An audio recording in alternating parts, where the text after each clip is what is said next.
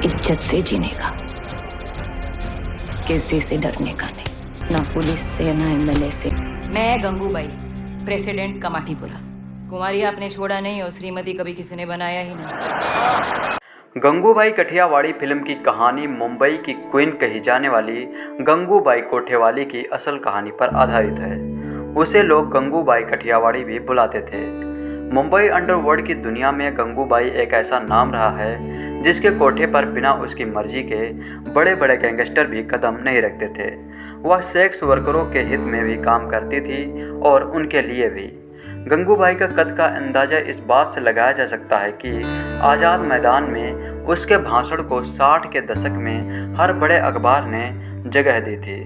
संजय लीला भंसाली की फिल्म गंगूबाई कठियावाड़ी मशहूर लेखक और पत्रकार एस हुसैन जैदी की किताब माफिया क्वीन ऑफ मुंबई पर आधारित है।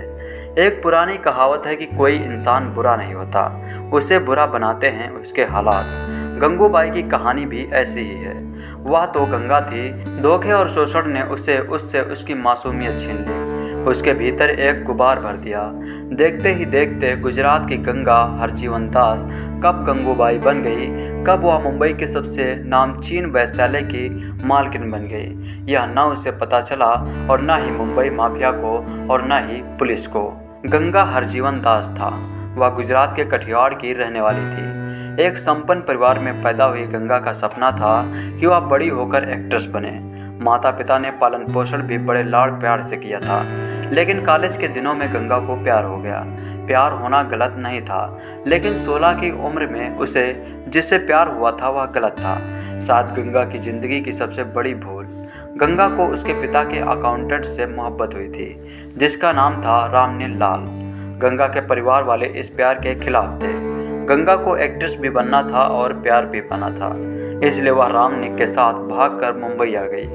दोनों ने शादी कर ली, लेकिन इससे पहले कि गंगा मुंबई की चकाचौंध में खुद को संभाल पाती, उसके दरिंदे पति रामनील लाल ने उसे महज 500 रुपये में कमाटीपुरा के एक व्यवसाय को बेच दिया। वहाँ हर दिन गंगा के जिस्म का सौदा होने लगा। हालात के आगे मजबूर गंगा रोज रोती थी, बिलखती थी, खुद को और अपने प्यार को कोसती थी। 60 के उस दशक में कमाटीपुरा के इलाके में माफिया डॉन करीम लाला का एक सिक्का चलता था। एक बार करीम लाला के एक गुंडे की नज़र गंगा पर पड़ी। उस वहशी ने गंगा का रेप किया। गंगा इंसाफ मांगने करीम लाला के पास गई और करीम लाला ने न सिर्फ इंसाफ किया, बल्कि गंगा को अपनी मुंह बोली बहन मान लिया।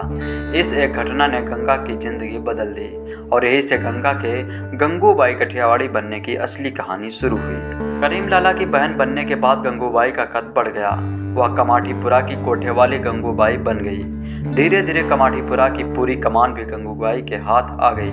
कोठा चलाना गंगूबाई का काम था, लेकिन वह नेक दिल थी, इसलिए सेक्स वर्कर्स के लिए वह गंगू माँ थी। बताया जाता है कि गंगूबाई ने अपने व्यवसाय में कभी किसी लड़की के साथ ज़बरदस्ती नहीं की थी। वह उसी को कोठे पर रखती थी जो अपनी मर्जी से आती थी। गंगूबाई सेक्स वर्कर्स के अधिकारों के लिए एक आवाज़ बन गई। गंगूबाई की धमक ऐसी थी कि उसकी बिना इजाज़त के कोई भी गैंगस्टर या बड़े से बड़ा माफिया कोठे या कमाटीपुरा में कदम नहीं रखता था। गंगूबाई ने अपने जीवन में न सिर्फ सेक्स वर्कर्स के लिए काम किया, बल्कि वह अनाथ बच्चों का भी सहारा बनी। गंगूबाई ने कई बच्चों को भी गोद लिया था। ये बच्चे या तो अनाथ थे या बेघर। इन बच्चों की पढ़ाई की जिम्मेदारी भी गंगूबाई की थी। गंगूबाई ने सेक्स वर्कर्स के अधिकार और हितों के लिए अपनी आवाज़ खूब बुलंद की। मुंबई के आज़ाद मैदान में सेक्स वर्कर्स के हक में गंगूबाई का भाषण वहाँ के हर छोटे बड़े अखबारों की सुर्खियाँ बनी। हुसैन जैदी की किताब में यहाँ तक जिक्र है कि गंगूबाई उस समय देश के प्रधानमंत्री रहे जवाहरलाल नेहरू से मिली थी। वही कुछ समय पहले आलिया के फिल्म से पोस्टर सामने आए थे, जिसमें उनका इंटेंस लुक देखने के लिए मिल रहा था। बता दें, एक तस्वीर में आलिया ने साड़ी पहनी हुई है और साथ में माथे पर लाल बिंदी भी लगा रखी है। वही इस पोस्टर में लिखा है माफिया क्वीन। वही दूसरे लुक में आलिया ने सूट पहना हुआ है, 2 चोटियाँ पहनी हुई है। आलिया के दोनों ही लुक को सोशल मीडिया पर काफ़ी पसंद किया जा रहा था। इसी बीच फिल्म की रिलीज डेट भी सामने आ गई थी। बता दें, फिल्म 11 सितंबर 2020 को सभी सिनेमाघरों में रिलीज हो जाएगी। फिल्म में अजय देवगन की हो सकती है एंट्री। सभी खबरों के मुताबिक ये बात सामने आई थी कि फिल्म में आलिया के साथ एक्टर अजय देवगन भी नजर आ सकते हैं। ऐसा माना जा रहा है कि उनका किरदार काफ़ी अलग होगा।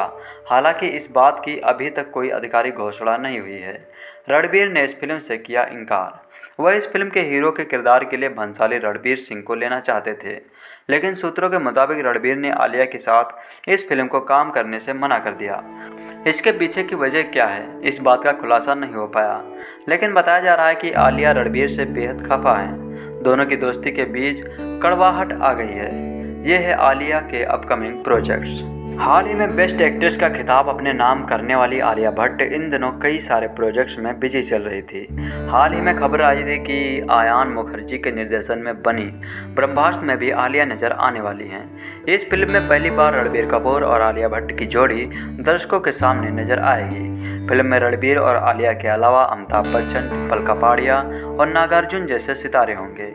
इसके साथ ही आलिया पहली बार अपने पिता महेश भट्ट के साथ आ रही हैं, जो 2 दशक बाद निर्देशन के क्षेत्र में वापसी कर रहे हैं। यह फिल्म 1991 में आई उनकी फिल्म का सीक्वल होगी। सड़क 2 में महेश भट्ट की बड़ी बेटी पूजा भट्ट, अभिनेता संजय दत्त और आदित्य राय कपूर भी अभिनय करते नजर आएंगे। फिल्म 10 जुलाई 2020 को रिलीज होनी है।